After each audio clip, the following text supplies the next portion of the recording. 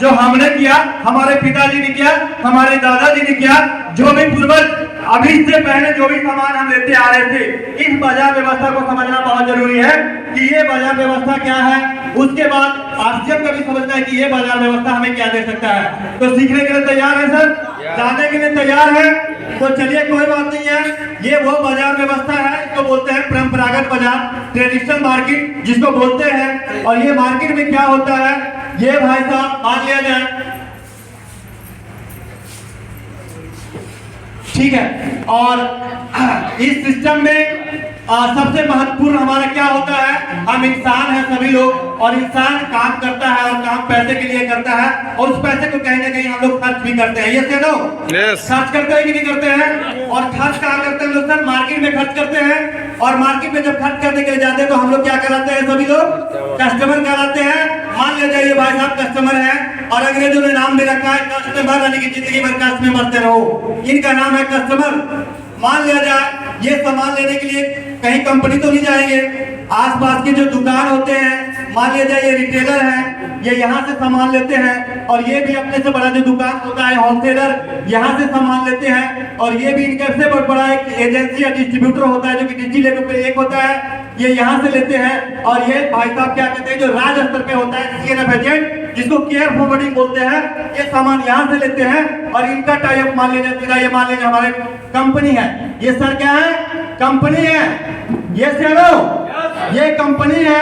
और कंपनी 50 रुपए में कोई भी चीज बनाती है, मान लीजिए एग्जाम्पल लेके, इस पेन को बनाने में कंपनी को 50 रुपए का लागत तो बोले लगा, थोड़ा पीछे हो जाएगा, एक सेकंड बात। मान लिया जाए कि 50 रुपए लागत बोले लगा इस पेन को बनाने के लिए, तो क्या कंपनी 50 रुपए में आगे देगी?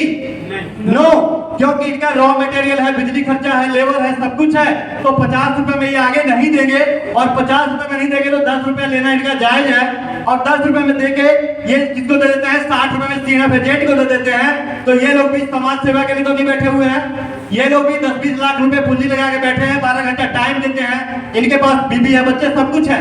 तो क्या ये फॉरवर्ड जो करेंगे सामान, ये भी कुछ ना कुछ बेनिफिट लेंगे कि नहीं लेंगे? लेंगे।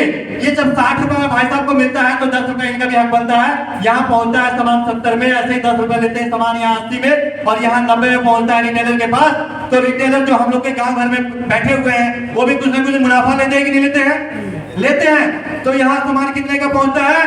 100 रुपए का सामान पहुंचता है सर। इसको बारीकी से समझे हम लोग, यही चीज है जो सीख सीख के लोग आज रोडपति से करोड़पति हो गए सर, जो सीख सीख के आज आम आदमी से खास आदमी बन गए। यही वो चीज, वो बाजार व्यवस्था को हम लोग को समझना है। तो यहाँ पे 100 रुपए में चीज मिली, लेकिन 100 रुपए में बात नहीं बनती है।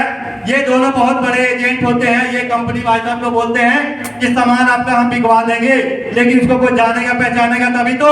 ये नो तो बोलते हैं कि उसका टेंशन आपको नहीं लेना, उसका हम टीवी पे प्रचार करवाएंगे। टीवी पे हम लोग प्रचार देखते हैं, देखते हैं देखते हैं। तो टीवी पे जो हीरोइन है और हीरो आते हैं प्रचार करने के लिए, वो क्या बोलते हैं कि मेरे गोरेपन का राज है लाख, बोलते हैं कि नहीं बोलते हैं? प्रचार करने के एवज में जब वो करोड़ों रुपए लेते हैं, तो वो टीवी पे आके क्या बोलते हैं कि मेरे गोरेपन का राज है लाख। जरा सोचिए दोस्तों कि अगर गोरेपन का राज लक्ष्य है, तो इस दुनिया में काला कौन रहना चाहता है? कोई चाहता है क्या काला? ऐसा होता है क्या? अगर यही बात होता तो वेस्ट इंडीज के लोग काले नहीं होते, श्रीलंका के लोग काले नहीं होते। ये चलो, इसको समझना बहुत जरूरी है। और वो बोलते हैं कि मेरे गोरेपन का राज है लग, और ये मान लीजिए प्रचारक है, हीरो है, हीरोइन है, अमिताभ बच्चन जो भी है, ये प्रचार करते हैं, और प्रचार करने के एवज में करोड़ों रुपया देते हैं। तो जरा समझिए ये पैसा देता कौन है? मालूम है हम लोगों को? कस्टमर से वसूल लिया जाता है। जो रुपए का 100 का सामान था, 5 रुपए एमआरपी रेट और बढ़ गया, तो सामान कितने का हो गया? 105 रुपए का हो गया।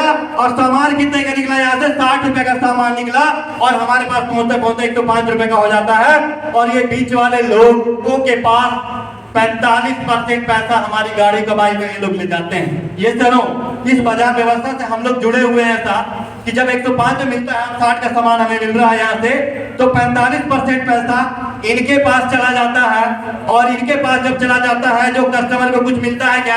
सामान के अलावा आज तक कुछ मिला है क्या? सामान के अलावा कुछ भी नहीं मिलता सर। और ये लोग हमारे ही पैसे से दिन पर दिन अमीर होते ही चले जा रहे हैं। इनके पास गाड़ी है, बंगला है, दौलत है, शोहरत है, सब कुछ है, लेकिन कस्टमर के पास कुछ है क्या? कुछ भी नहीं है। तो इस बाजार को व्यवस्था को बोलते हैं परंपरागत बाजार, ट्रेडिशनल मार्केट। और हमारी कंपनी जिसका नाम है RGM, right concept of marketing, यानी बाजार करने का सही तरीका, सिर्फ दुकान को चेंज करना है। तो हमारी कंपनी भी बोलती है ठीक है भैया, माल हम बनाएंगे, माल को हम बनाएंगे और 8 कदम हम चलेंगे और 8 कदम आपको चलना है, सामान यहाँ से लेना है। आप थोड़ा सा आगे आ जाएंगे सर। ये हमारे डिस्ट्रीब्यूटर बन जाते हैं, कस्टमर ना होके डिस्ट्रीब्यूटर बन जाते हैं, यानी कि डायरेक्ट सेलिंग ये है। और ये दोनों आपस में हाथ मिला लेते हैं, थोड़ा दूर चल के हाथ मिलाएंगे सर आप दोनों, ये 45% के मालिक बन जाते हैं सर। ये है RCM की ताकत। 45% पैसा बिचौले में जो जा रहा था, एक सिस्टम के माध्यम से 45% पैसा हमारे और अपने ही घरों में आ जाए तो वो नुकसान है क्या? नुकसान है क्या? तो ये इसी चीज को बदलना है, सिर्फ दुकान को बदलना है सर, और नई बात कुछ भी नहीं है यहाँ पे। और इसमें ज्वाइन होने के लिए किसी से 1 रुपया नहीं ले जाता, सिर्फ आपको KYC देना है और अपनी जरूरत का सामान जाके बाजार से ले लेना है। लेने में कोई दिक्कत? कोई परेशानी? चलिए, समय की कमी है सर हम लोगों के पास, क्योंकि हमें सर्कस सुनना है। आप लोग आए सर, थैंक यू, अपनी अपनी जगह पे जाएंगे सर, थैंक यू।